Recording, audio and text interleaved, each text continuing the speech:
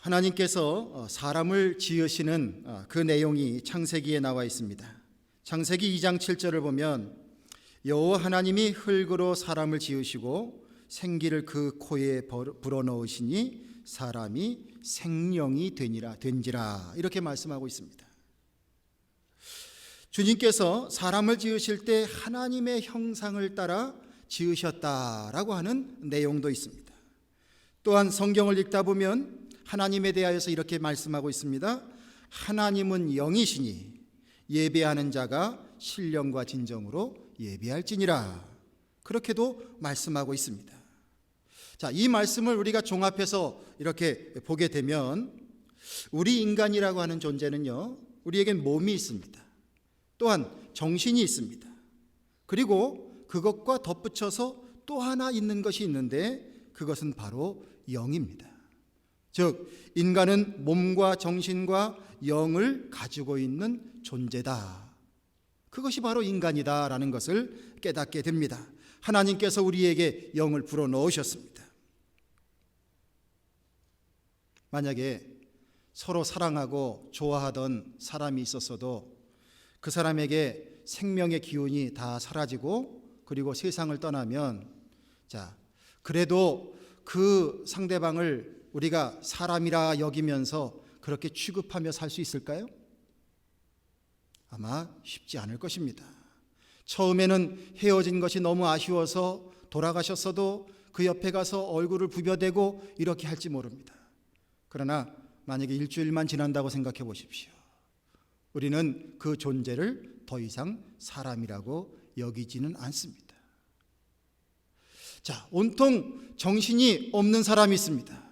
그러면 정신이 없는 사람은 우리는 거기에다가 뭐라고 붙입니까? 이 정신 나간 노에다가 더하기 미음 이런 표현을 쓰죠. 벌써 격화를 시킵니다. 우리에게 육신이 있고 건강한 육신이 있고 또 정신이 있고 또한 거기에 하나님이 우리에게 주신 영이라고 하는 이 존재가 함께 어우러질 때, 그때 비로소 우리는 하나님의 지으심을 받은 참된 인간의 모습이 이루어져 있다는 사실을 알게 되는 것입니다. 육신은 잘 먹고 잘 자고 잘 쉬고 적당한 운동을 하면서 살아야 합니다. 그래야 건강할 것입니다. 정신은 올바른 도덕관 그리고 가치관을 가지고 자신의 지식과 교양을 쌓으면서 그렇게 사는 것입니다. 교양 있는 사람이 되는 것도 하루아침에 될 수 있는 것도 아니고 올바른 정신을 사는 것도 하루아침에 이루어질 수 있는 것은 아닙니다. 꾸준한 배움과 수련의 과정이 필요한 가운데 우리의 올바른 정신, 건강한 정신을 갖추어 나가게 되는 것이죠. 그리고 우리의 영은 하나님의 말씀을 먹고 기도를 통하여 하나님과 교제하면서 성령의 인도하심을 따르며 하나님께 예배하고 선한 일을 도모하고 그렇게 살아갈 때 우리의 영은 점점 더 건강해지고 충만한 상태가 되게 됩니다. 이렇게 육신과 정신과 영이 조화를 이루면서 그 가운데에서 이 세상의 삶을 살아가게 될 때에 하나님의 지으심을 받은 자로서 하나님께 영광을 돌리는 존재들이 다 될 수 있게 될 줄로 합니다. 그렇다면 우리들의 살아가는 삶의 모습을 한번 여러분들 떠올려 보시길 바랍니다. 육신의 건강을 지킬 수 있는 노력과 환경은요, 옛날에 비해서 상당히 개선된 것이 분명합니다. 사람들이 날마다 목욕한 것 때문에라도 인간의 수명이 10년 이상 연장이 됐다고 합니다. 옛날을 생각해 보십시오. 겨울철 되면 공중 목욕탕 한번 가는 거 그렇게 쉬운 것 아닙니다. 한 달에 한 번 가면 다행이었습니다. 물을 특별히 끓여서 큰 다라에 받아서 그렇게 해서 그 목욕해야 되는 것 그렇게 쉬운 환경이 아니었습니다. 다 꼬질꼬질하고 손이 시커멓고 그렇게 살았죠. 몸속에는 늘 어떻습니까? 기생충이 같이 사는 겁니다.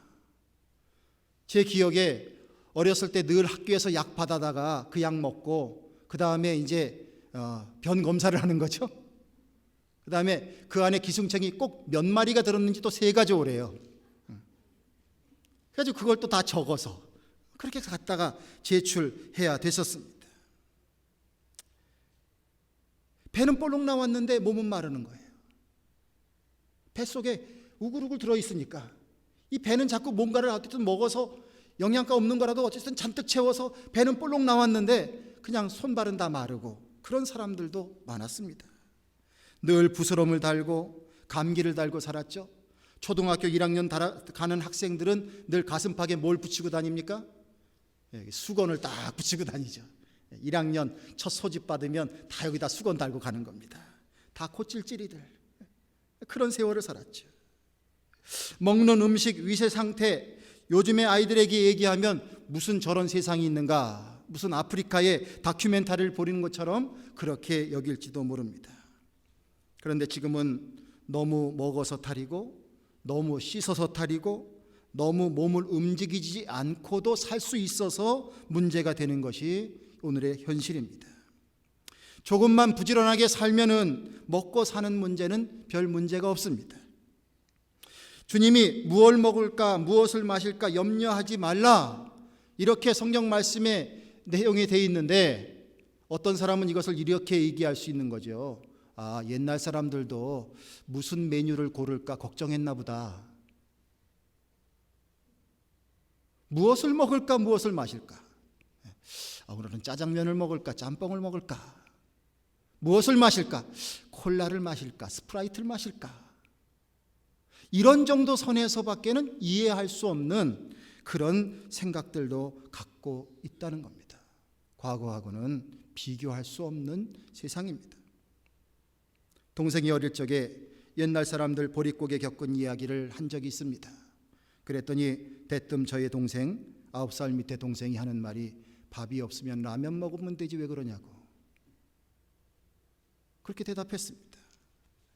형들이 누룽지 서로 긁어주면 큰 거 먹으려고 싸웠다는 얘기를 하면서 누룽지를 먹어보라고 주었습니다. 안 먹을 수는 없고 면전에서는 조금 먹는 듯 하더니 슬그머니 쓰레기통에 버린 것이 저희 동생입니다. 저하고 9년 차이인데도 벌써 문화적인 차이, 생활의 차이가 그렇게 났었다 하는 거예요. 여러분들, 이런 해프닝이 저희 집안에만 벌어지는 일이겠습니까? 요즘 세상의 삶은 옛날과는 비교할 때에 우리의 육신을 생각할 때 이 육신의 조건과 이 환경이라고 하는 것은요, 비교할 수 없을 만큼 그렇게 양호한 상태가 되어버렸습니다. 정신적인 부분도 생각해 볼 수 있을 것입니다. 우리가 쌓아가는 지식의 세계, 가히 대단한 혁명 속에 있습니다. 읽을 거리가 너무나 많아요. 너무너무 책이 많으니까 사람들이 요즘 주눅 드는 얘기는 어떤 사람은 자기는 무슨 책 읽었다고 자꾸 책 읽는 자랑을 하거든요. 그러니까 그 책을 안 읽은 것 때문에 자기가 이렇게 주눅이 드는 거지. 여러분들 읽을 거리가 없습니까? 그렇지 않죠. 우리 교회 도서관만 들어가도 신앙서적이 여러 권 있습니다. 여러분들 좀 필요한 거 읽으셨으면 좋겠습니다. 문화생활 즐길 것 너무 많고 각종 논리, 이론, 이념 수두룩하게 많습니다. 일반 국민들이 공유할 수 있는 내용들이 너무나 많은 거예요. 옛날에는 비싼 돈을 내고 대학을 가야만 배울 수 있는 그런 학문도 지금은 방 안에 앉아서 컴퓨터나 또한 스마트폰을 가지고 손가락 몇 개만 움직이면 엄청난 정보들을 우리가 다 공유할 수 있는 시대에 살고 있습니다. 어느 날 제가 호주에서 목회하고 있는 저의 친구가 궁금했습니다. 중국에 대만에 선교사로 갔다가 미국에 와서 또 공부를 하고 그리고 호주에 있는 중국인 교회의 목사님이면서 선교사로 간 저희 신학교 친구가 있습니다. 소식이 궁금하고 또한 들은 얘기도 있어서 내 친구는 과연 어떤 환경에서 사는가 구글을 통해서 들어갔습니다. 위성 사진으로 딱 추적해 들어가니까요, 그 친구가 섬기는 교회의 모습, 그 건물의 모습, 그 동네의 모습 싹 다 나오더라고요. 이거 저 캘리포니아 쪽하고 비슷하게 생겼네? 이런 데서 있구나. 궁금증이 금세 사라졌습니다. 옛날에는 국가의 정보부도 모르고 있는 그것 구하기 어려운 정보를 오늘날은 한 개인이 방 안에 앉아서도 다 볼 수 있는 시세가 되었단 말입니다. 지식과 정보와 문화예술 홍수 속에서 우리는 살고 있습니다. 결핍의 문제가 아니라 너무 많기 때문에 선택의 문제 속에 우리는 늘 그 가운데 살고 있는 것이 우리들의 현실입니다. 자, 여러분들, 제가 드리는 이런 말씀을 들어보면 여러분들이 살기 좋아졌다, 그것을 인정하실 수 있을 것입니다. 그런데 여러분들 또 한면으로 이런 생각을 좀 해보시면 좋겠습니다. 옛날보다 훨씬 행복하십니까? 어떠세요? 솔직히 옛날이요, 이거 안 하고 사십니까? 옛날이라는 거, 그 거추장스러운 거, 그 더러운 거, 그 구질구질한 거 생각하기도 싫어. 여러분 이러면서 사십니까? 여러분들 속속들을 제가 잘 모르지만 저만 해도 옛날에 대한 향수가 있습니다. 비록 모습은 촌스러웠을지 모르지만 옛날에 대한 그리움이 있단 말이죠. 육신적으로, 정신적으로 더 많은 풍부한 것 속에 살아가는 우리들이지만 우리 안에는 뭔가 옛날을 좋아하는 그러한 모습이 우리 안에 여전히 존재하고 있습니다. 저는 이렇게 생각합니다. 이것은 옛날이 정말 좋아서라기보다는 현실에 대한 진정한 만족과 행복이 없기에 나도 모르게 나의 생각이 대리만족으로 도피처를 찾아서 과거로 돌아가는 것이 아닌가.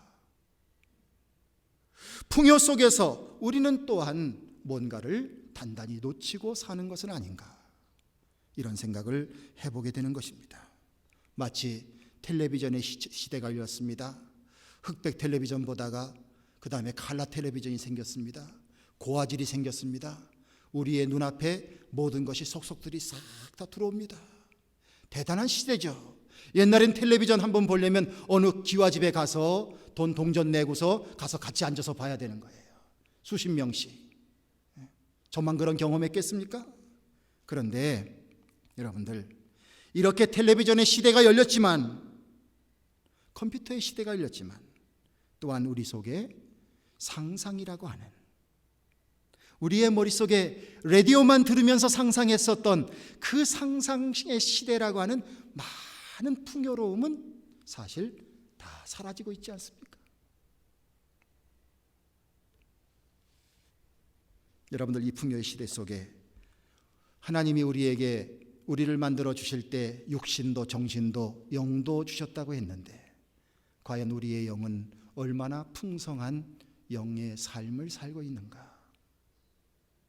저는 오늘 우리들에게 영적인 삶이 얼마나 중요한지를 여러분들과 함께 나눠보고 싶습니다. 서두에서 말했듯이 우리는 영을 가진 존재입니다. 그러기에 하나님의 피조물 된 우리 인간들은 영이시며 우리 존재의 근원이신 하나님과 바른 관계를 갖고 살아야 합니다. 나름대로 근사한 사람이 되고 싶고 훌륭한 사람, 믿음의 사람이 되고 싶을 것입니다. 그러나 이것이 단지 육체적, 정신적으로만은 해결되지 못한다는 것입니다. 우리의 영이 하나님과 친밀한 관계를 갖고 주님의 말씀에 순종하며 살아가는 삶을 살아갈 때에 그것이 비로소 채워지게 되는 것이죠. 오늘날 우리가 살아가는 현실이 어떤지 생각해 보시길 바랍니다. 주님은 말씀을 통해서 말세가 되면 어떤 일이 있을 것이다 라고 하는 그런 징조에 대한 많은 말씀을 해주셨습니다. 경각심을 가지고 살라고 하는 그런 주님의 배려입니다. 마지막 때가 되면 영적으로 무척 혼탁한 시대가 됩니다. 오늘날 이 시대에 주님이 해주시는 말씀 속에 있는 많은 내용들이 드러나고 있다라고 고백할 수밖에 없을 거예요. 거짓 예수도 많고 거짓 진리도 많고 물질이 만능주의로 우리의 모든 것을 빼앗아가고 있고 세속주의에 사로잡혀 살고 있고 온갖 가증한 것들이 높은 자리에 서서 우리를 미혹하고 있습니다. 나도 모르게 서서히 내가 타락되는지도, 내가 마비되는지도, 내가 오염되는지도, 나의 생각이 뺏겨지는지도, 나의 삶이 이렇게 왜곡되고 있는지도 모르면서 스스로 우리가 자꾸 다 빠져들어갑니다. 여러분들, 오늘날 이 시대를 살아가는 우리들의 삶의 모습은, 특별히 우리들의 영적인 삶은 더 이상 손댈 필요 없을 만큼 주님과의 관계, 우리의 영적인 상태는 완벽합니까? 신앙의 선배 중에 바울은 우리보다 훨씬 먼저 세상을 산 사람이었지만, 그래서 그가 산 인생은 우리의 환경과 조금 더 다른 인생이었지만, 그도 역시 그의 한 인생을 통해서 자신이 그 세상에 돌아가는 삶 가운데 자신의 영을 바로 세우기 위해서 하나님의 주시는 말씀 속에서 그 말씀으로 은혜를 경험하고 그 말씀의 의미가 무엇인지를 깨닫고, 그리고 그 가운데에서 중대한 믿음의 결단과 고백을 해서 그것이 곧 주님이 우리에게 주시는 귀한 말씀으로 전달되고 있는 귀한 내용들이 성경 속에 가득 들어있음을 보게 됩니다. 오늘 바울을 통해서 고백되어진 그리고 증거되어진 하나님의 말씀 가운데 특별히 4가지만 여러분들과 좀 나누고 싶습니다. 갈라디아서 6장 14절을 보면, 그러나 내게는 우리 주 예수 그리스도의 십자가 외에 결코 자랑할 것이 없으니 그리스도로 말미암아 세상이 나를 대하여 십자가에 못 박히고 내가 또한 세상을 대하여 그러하니라 라고 말씀하고 있습니다. 우리는 누구나 다 자기 자신을 자랑하고 싶습니다. 그러나 바울은 말씀을 통해서 고백합니다. 나는 그리스도의 십자가 외에는 결코 다른 것을 자랑하지 않기로 결심했다. 자, 여러분들 어떠십니까? 예수님의 십자가, 그것만을 평생토록 자랑하면서 살아가실 각오가 돼 있으십니까? 아멘 하나도 안 하시네요. 자, 다시 물어볼게요. 평생 사시는 동안 예수 그리스도의 십자가 외에는 자랑하지 않으며 사실 각오가 돼 있으십니까? 예, 제가 기억해 두겠습니다. 자, 바울이 이런 고백을 하는 거예요. 왜 이런 고백을 하느냐? 바로 예수 그리스도를 자랑하는 것, 그것만이 유일한 자랑이 되는 삶이 바로 주님 안에서 주님의 영으로 충만한 사람이 되기 때문입니다. 이 말은, 그리스도만 자랑했다고 하는 말은 나는 진정한 충만한 주님의 영으로 사는 사람이 되고 싶습니다라고 하는 고백으로 봐도 좋습니다. 우리가 얼마나 내 자신을 자랑하고 싶은 마음이 많습니까? 그러나 내가 아무리 자랑을 해도 남이 나를 인정해 주지 아니하면 그 자랑은 다 헛된 것뿐입니다. 실속 없는 사람이고 허황된 사람이고 허풍이 센 사람일 뿐이지요. 성도 여러분, 주님께서 우리들에게 어떻게 보면 세상 사람들은 불가능하다고 하는 목표를 우리들에게 주셨습니다. 예수 그리스도의 십자가를 진정으로 사랑할 수 있고 또 자랑할 수 있는 그런 믿음의 사람들 되시기를 주님의 이름으로 축원을 드립니다. 이것이 곧 우리들의 영을 건강하게 붙들어 줄 수 있는 믿음의 원리입니다. 가능한 자랑하실 일들이 마음속에 막 생기시면요, 한 번 더 걸르시고, 그리고 어떻게 해서든지 예수 그리스도의 십자가, 그 십자가를 자랑할 수 있는 참 믿음의 사람들이 다 되기를 바랍니다. 빌립보서 3장 7절에서 9절, 오늘 요절 말씀으로, 본문 말씀으로 읽었습니다. 그러나 무엇이든지 내게 유익하던 것을 내가 그리스도를 위하여 다 해로 여길 뿐더러 또한 모든 것을 해로 여김은 내 주 그리스도 예수를 아는 지식이 가장 고상하기 때문이라. 내가 그를 위하여 모든 것을 잃어버리고 배설물로 여김은 그리스도를 얻고 그 안에서 발견되려 함이니 내가 가진 의는 율법에서 난 의가 아니요 오직 그리스도를 믿음으로 말미암은 것이니 곧 믿음으로 하나님께로부터 난 의라. 할렐루야, 할렐루야. 엄청난 신앙 고백의 말씀이에요. 우리는 평생 살면서 내게 유익한 것과 해로운 것을 가리는 법을 배우며 살고 있습니다. 자, 아기가 처음 태어나서 이제 조금 기어다니기 시작하고, 그때를 구강기라고 그러죠. 모든 게 다 입으로 들어가죠. 자, 그러면 자, 부모님들, 어르신들이 계속 아이들에게 가르쳐 줍니다. 들어갈 것이 들어가면 가만 내버려 두시고, 들어가지 말아야 될 것이 들어가려고 하면은 에이 찌찌 찌찌 이러면서 가르쳐 주잖아요. 아기가 배우는 거예요. 아, 이거는 나한테 유익이 안 되는 거구나. 이것은 유익이 되는 것이구나. 그것을 배우며 살아가고 있습니다. 평생토록 그렇게 내게 유익한 것이 무엇인지를 우리가 배우면서 그것을 끌어모으려고 그렇게 사는 겁니다. 여러분들, 미국 생활 잘하려면 무엇이 유익한 것일까요? 미국 생활 아직 초반기에 계신 분도 계시니까 권면도 해주시면 좋을 것 같기도 해요. 자, 미국 생활 잘하려면 무엇이 유익한 것일까요? 자, 제가 물 한 잔 마시는 동안 얘기하십시오. 말 잘하고 건강해야 된다. 제가 미국 오기 전에 들은 얘기예요. 미국 가면 라이센스가 최고야. 라이센스를 따야 돼. 또 이런 얘기도 들었어요. 미국 생활 의사 잘 만나고 변호사 잘 만나고 메케닉 잘 만나면 그러면 이민 생활 크게 어려움이 없어. 그렇게 얘기합니다. 제가 좀 기분 나빴어요. 아니, 제가 목사인데 목사 잘 만나야 된다는 얘기는 왜 여기 빠집니까? 왜? 좀 속상해.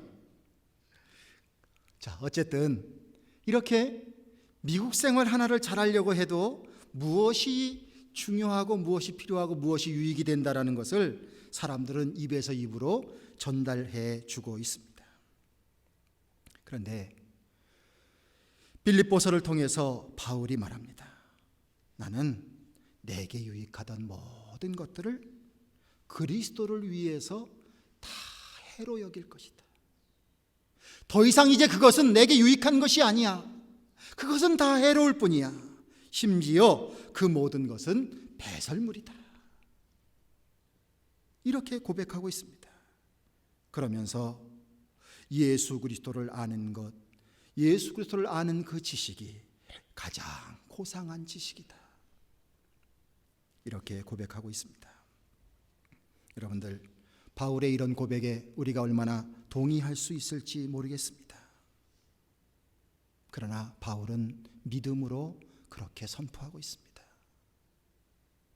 예수 그리스도, 그분을 아는 것, 그분을 통하여서 배우게 되는 것, 그것이 우리의 인생에 가장 유익함을 고백할 수 있다고 하는 것, 이것은 건강한 영의 사람으로서 할 수 있는 가장 아름다운 모습일 줄로 믿습니다. 세상에 우리들이 살아가기 위해서 유익한 것이 많이 있겠지만 여러분들, 무엇보다도 예수 그리스도를 우리들의 삶 가운데 가장 고귀한 분으로 여기실 수 있는, 가장 유익한 분으로 여기실 수 있는 믿음의 사람 되시길 간절히 바랍니다. 예수님 안에 있으면 그 안에서 우리의 인생의 살 길과 또한 삶의 방향이 다 열려진다는 거예요. 주님은 말씀하셨습니다. 무엇을 먹을까? 무엇을 마실까? 염려하지 말라. 이방 사람들이 하는 것이고, 주님께서 세상에 있는 생물들도 다 먹이시고 입히셔. 근데 왜 염려하느냐? 또한 주님은 말씀하십니다. 너희는 먼저 그 나라와 그 일을 구하라. 그리하면 모든 것을 더하게 해주시겠다. 주님이 이런 말씀을 하시면서 우리가 세상을 살아가는 인간으로서 우리가 붙잡아야 할 가장 중요한 것이 무엇인지를 말씀해 주고 있습니다. 이왕 세상에 왔으니까 잘 먹고 잘 살아야죠. 너무 고통 생활만 하시다가 가시면 안 되겠죠. 그건 하나님도 원하시는 것은 아니라고 봅니다. 그러나 여러분들, 우리는 이걸 기억해야 합니다. 우리가 이 땅에 와서 살아가는 삶 가운데 정말 해야 될 일이 있습니다. 그것은 바로 무엇이냐면 우리 모두는 천국 갈 준비를 해야 됩니다. 천국 갈 준비를 해야 돼요. 세상살이 살려고 어떻게 살다 보니까 저도 시운이 넘었어요. 이렇게 어영부영 살다 보면 또 인생의 끝이 또 찾아오겠죠. 축구로 따지면 후반전 지금 뛰고 있는 거예요. 우리가 이 세상의 삶을 잘 살아야 되겠지만, 그러나 그 가운데에서 절대로 놓쳐서는 안 될 것은, 그것은 바로 영원한 하나님 나라의 백성이 되는 것을 철저하게 준비하는 삶을 사는 것입니다. 은퇴하고 노후의 삶을 사는 것을 준비하는 것으로 우리의 인생이 완성되는 것이 아니라는 말입니다. 너무 세상 것을 향하여 우리의 마음과 우리의 삶과 우리의 시간과 모든 것이 집중해 있다면, 그러면 우리는 영원한 하나님 나라를 준비할 수 없는 사람이 되고 만다는 사실입니다. 그러기에 주님께서는 자꾸 가르쳐 주십니다. 너희는 먼저 그 나라와 그 일을 구하라. 천국 갈 준비하라는 거예요. 그러면 그렇게 살아가는 우리들을 주님께서 저 생물들도 다 먹이시고 입히시는 것처럼 우리가 살아갈 수 있는 삶의 지경과 상황을 필요한 만큼 다 열어주신다는 말씀입니다. 여러분들 모두 믿으시면 아멘 하시길 바랍니다. 그 인생을 살아야 우리의 영이 소생할 수 있어요. 근데 이것을 외면해 버리면 우리의 영은 죽습니다. 진정한 만족과 행복이 절대로 찾아올 수 없습니다. 고린도전서 15장 31절을 통해서 또한 이렇게 말씀합니다. 형제들아, 내가 그리스도 예수 우리 주 안에서 가진 바 너희에 대한 나의 자랑을 두고 단언하노니 나는 날마다 죽노라. 모두 다 살고 싶습니다. 기가 죽지 않고 싶습니다. 내 자식도 기죽이면서 키우고 싶지 않습니다. 자존심도 꺾고 싶지 않습니다. 만약에 다른 사람에게 당신은 죽어야 합니다 라고 말한다면 별 미친놈을 다 보겠네, 바로 반응을 받을 것입니다. 그러나 사도 바울의 고백은 나는 날마다 죽노라 라고 고백하고 있습니다. 아이러니예요. 세상은 죽어서는 안 된다고 얘기를 하는데 바울은 믿음을 갖게 되니까 나는 날마다 죽노라. 여러분들, 이유가 있습니다. 우리가 믿음으로 고백할 때에 우리는 주님의 종이라는 표현을 쓰는 것이 당연합니다. 그런데 종된 자가 자기가 살아나면 어떻게 되죠? 종이 있는 그 집안은 어떻게 될까요? 다 풍지박산 나겠죠. 곳간에 있는 물자 다 빼돌릴 거고, 그 다음에 또한 농사 짓는 그 벌판은 다 여러 가지 잡초로 가득 차게 될 거고 오합지졸이 될 겁니다. 결국은 주인도 못 살게 되니 종도 못 살게 되고 종도 거기서 쫓겨나게 될 것입니다. 종된 자가 자기가 살아나면 결국 자신을 죽이게 되는 결과를 맞이하게 되는 겁니다. 여러분들, 우리들의 삶 가운데에서 쉬운 예로 가정의 예를 들어보십시오. 자, 부부싸움을 하는데 그래도 구순한 가정을 이루려면 둘 중에 한 사람은 좀 수그러들어야 될 거 아니에요. 그렇습니까? 안 그렇습니까?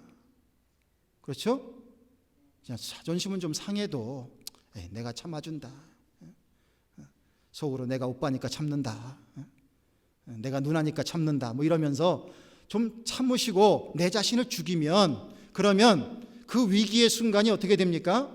잘 극복이 돼 나갑니다. 그렇게 하다 보면 미운 정 고운 정 다 들고 그 가운데에서 두텁게 가정을 이루어 나가는 것 아니겠습니까? 여러분들, 내 안에서 내 자신이 죽지 아니하면 내 안에 주인이 되셔야 할 그리스도께서 역사하시지 못합니다. 왜 하나님, 왜 예수님, 다른 사람들은 그 하나님을 통해서, 그 예수님을 통해서 큰 믿음의 역사를 경험했다고 막 간증을 하는데 왜 나는 그런 일이 안 생길까? 여러분들, 이상하게 여기지 마십시오. 우리 안에 과제가 있습니다. 예수님이 나의 주인이 되어주시고 내 자신이 죽어야 하는 과제가 있습니다. 자꾸 내 자신을 살려내면서, 그러면서 믿음의 사람이 되려고 하면 그것은 될 수 없는 거죠. 여러분들 생각에 바울이 성깔이 있었던 사람인 것 같습니까? 아닌 것 같습니까? 자, 크게 좀 얘기해 주세요. 자, 성깔이 있었던 사람 같습니까? 아닌 것 같습니까? 예. 자, 조금 있었던 사람 같습니까? 많이 있었던 사람입니까? 예. 많이 있었던 사람이에요. 예수님 만나고 회심했는데 사람들이 의심했어요. 그래도 바나바라고 하는 인격자가 그를 걷어들여가지고 보살펴주고 사람들에게 그러지 말라 그리고 그렇게 하면서 인커리지해서 바울이 예수님을 전하는 그런 사도가 되고 있습니다. 근데 의견이 안 맞는다고 싸우고 헤어져요. 전도하는 그 여행에서도 이런 일들이 벌어진다니까요. 바울 성깔이 대단한 사람입니다. 혹시 오늘 말씀 듣는 가운데에서 나도 한 성깔 합니다 이러시는 분들은 바울의 이 고백이 나의 고백이 되어야 되겠다고 그렇게 고백하시면 좋겠어요. 자, 한번 따라 하십시다. 나는 날마다 죽노라. 할렐루야. 영적으로 바로 서고자 하는 믿음의 고백인 줄로 믿습니다. 내가 죽으면 오히려 주님은 우리를 살려내셔서 우리로 하여금 더욱더 우리를 빛나게 사용하실 것입니다. 마지막으로 갈라디아서 1장 10절을 통해서 바울은 이렇게 고백하고 있습니다. 이제 내가 사람들에게 좋게 하랴 하나님께 좋게 하랴. 사람들에게 기쁨을 구하랴. 내가 지금까지 사람들의 기쁨을 구하였다면 그리스도의 종이 아니니라. 주님의 사명에 사로잡힌 믿음의 사람, 영의 사람의 모습을 보여주고 있습니다. 질문 드려봅니다. 오 목사가 목사로서 죄송하지만 여러분들의 말을 들어야 됩니까? 하나님의 말을 들어야 됩니까? 네. 여러분들의 말과 그 뜻이 하나님의 뜻이면 참 좋겠어요. 근데 제가 하나님의 말씀을 듣지 않고 여러분들의 말씀을 듣는다면 어느 한두 사람은 당장 좋으실 겁니다. 그러나 여러분들은 저를 목사로 인정하실 수 있겠습니까? 그렇지 못하겠죠? 여러분들은 어떠십니까? 여러분들은 세상이 하는 말을 들으셔야 합니까? 아니면 주님이 주시는 말씀을 들어야 합니까? 당연하죠. 우리가 성도인데, 우리가 크리스찬인데 주님의 말 들어야죠. 요나가 하나님의 말씀을 듣지 아니하고 니느웨로 가지 않고 다시스로 가는 배를 탔을 때 자기도 고초를 겪고 같은 배에 탔던 사람들도 무진장 고초를 겪게 만들었습니다. 그 배에 탔던 사람들 꿈을 가지고 거기에 물건을 실어서 무역하는 사람들도 있었을 겁니다. 그런데 이 요나의 불순종으로 인해서 그 무고한 사람들에게 많은 피해를 끼쳤습니다. 다 살려고 하니까 어떻게 해요? 배에서 물건 다 집어 던져야 되죠. 결국 요나 나중에 자기가 범인인 게 밝혀지게 되고 그래서 바다에 빠지게 되고 물고기 뱃속에 들어가고 자신도 온갖 수모를 다 겪지 않습니까? 그러나 마음을 돌이켜서 하나님의 뜻에 순종해 니느웨로 행했더니 그곳에 가서 주님의 뜻을 전했더니 어린아이, 노년 할 것 없이 그 땅에 있는 수많은 사람들이 하나님 앞에 회개하면서 자신들의 죄를 자복하면서 그렇게 통회하고 자복하는 한 영혼이 천하보다도 귀하다고 했는데 수많은 영혼들이 구원되는 놀라운 역사가 일어나게 됐다고 하지 않습니까? 여러분들, 우리가 이런 말씀들을 생각하면서 우리는 주님의 말씀을 듣고 살아가야 하는 인생이 되어야 하리라. 이런 마음의 다짐이 필요할 것입니다. 부모님 말씀대로 하지 않고 끝까지 거역했더니 내 인생이 이렇게 잘 됐어요. 그렇게 고백할 수 있는 분 계십니까? 세상적으로도 그렇진 않을 것입니다. 어른 말씀 들으면 자다가도 떡이 생긴다. 이게 세상의 이치입니다.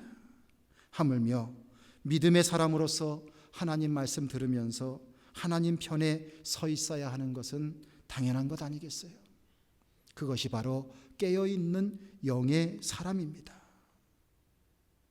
오늘 바울을 통해서 그가 고백되었던 그 말씀들을 통해서 우리에게 주신 우리의 영의 사람이 바로 다시 살아나고 회복이 되어서 하나님의 자녀로 살아가게 될 때에 그럴 때에 그의 삶이 변화되고 그리고 완성되어져 가는 한 아름다운 믿음의 선배의 모습을 우리가 되돌아보았습니다. 여러분들, 우리들도 마찬가지입니다. 행복하십니까? 삶이 만족스러우십니까? 모든 것이 희망 속에 있으십니까?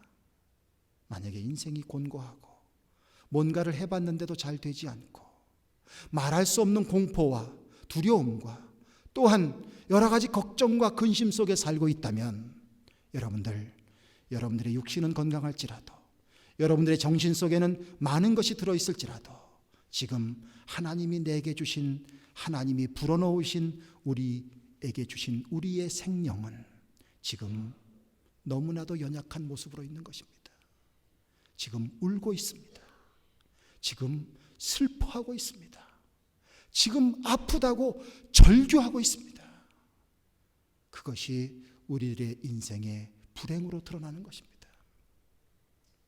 더더욱 이 시대에 여러분들 하나님께 집중하시고 주님의 말씀에 집중하시고 나의 영혼이 더욱더 주님의 은혜 가운데 풍성해야 된다고 하는 이 절대절명의 목표가 내게 있다는 사실을 기억하시면서 여러분들 내 영혼이 더욱더 소생하고 또한 회복되는 사람이 되기 위해서 믿음으로 달려나가는 우리 모두가 되기를 주님의 이름으로 간절히 축원을 드립니다. 기도하겠습니다. 오늘도 하나님 우리들에게 은혜를 베풀어 주시고 귀한 말씀 주시니 감사합니다. 주여, 주님의 말씀을 받을 때마다 가슴 벅차고 또한 부끄러운 것도 있고 또한 마음에 결단하는 마음도 생깁니다.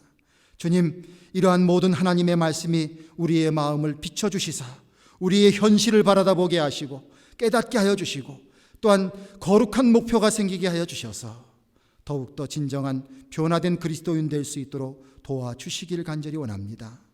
회복의 사람이 되라고 주님께서 가르쳐 주셨사오니 우리의 몸을 돌보는 것 이상으로, 우리의 정신을 가꾸는 것 이상으로 우리의 영을 회복시킬 수 있는 믿음의 사람들 되게 도와주시옵소서. 그래하여 주님께서 기뻐하시는 온전한 믿음의 자녀의 모습이 되어서 세상의 소망이 되고 귀감이 되고 정말 행복한 인생을 살아가는 우리 모두가 될 수 있도록 주님 함께하여 주시옵소서. 우리 주 예수 그리스도의 이름을 받들어 기도드리옵나이다. 아멘.